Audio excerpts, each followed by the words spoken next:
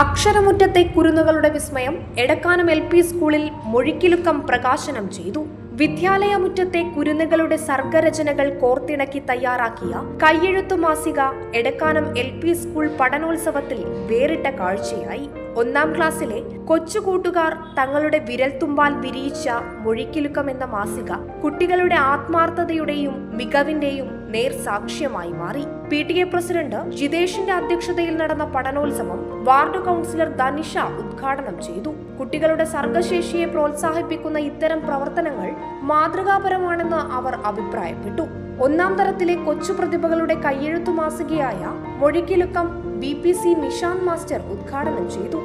ഒരുപാട് കാര്യങ്ങൾ എന്താ പറയാ, അല്ലാതെ ചില സ്കൂളിലൊക്കെ നമുക്ക് ചില സ്കൂളൊക്കെ ചെയ്തിട്ട് സൈക്കിൾ കൊടുത്തിട്ടും മറ്റു കൊടുത്തിട്ടും കുട്ടികളെ ആവശ്യം പരിധിച്ച് ഒരു വർഷം ചിലപ്പോൾ ടീച്ചേഴ്സിനെ ചിലപ്പോൾ അല്ലെങ്കിൽ മാനേജ്മെന്റിനോ പൈസ എടുത്ത് കൊടുക്കാൻ പറ്റും. പക്ഷെ എല്ലാ വർഷവും നമുക്ക് ചെയ്യാൻ പറ്റില്ല.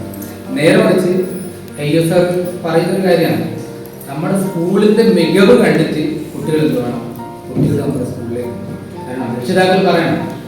ചടങ്ങിൽ head master in charge Uma teacher, mother PTA president Archana, Prashanth, Ashwanth master തുടങ്ങിയവർ സംസാരിച്ചു.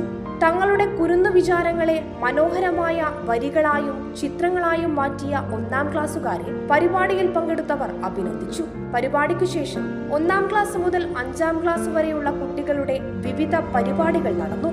പാട്ടും സ്കിറ്റും മുതൽ കുട്ടികൾക്കും മുതിർന്നവർക്കും അവബോധം സൃഷ്ടിക്കുന്ന വ്യത്യസ്തമായ പരിപാടികളും കുരുന്നുകൾ അവതരിപ്പിച്ചു. പരിപാടിയിൽ പഠനത്തോടൊപ്പം തന്നെ കുട്ടികളിലെ കലാപരമായ താല്പര്യങ്ങൾ കണ്ടെത്തി പ്രോത്സാഹിപ്പിക്കുന്നതിന്റെ ഭാഗമായാണ് എടക്കാനം LP സ്കൂൾ മൊഴിക്കിലുക്കം മാസികയും പഠനോത്സവവും ഒരുക്കിയത്.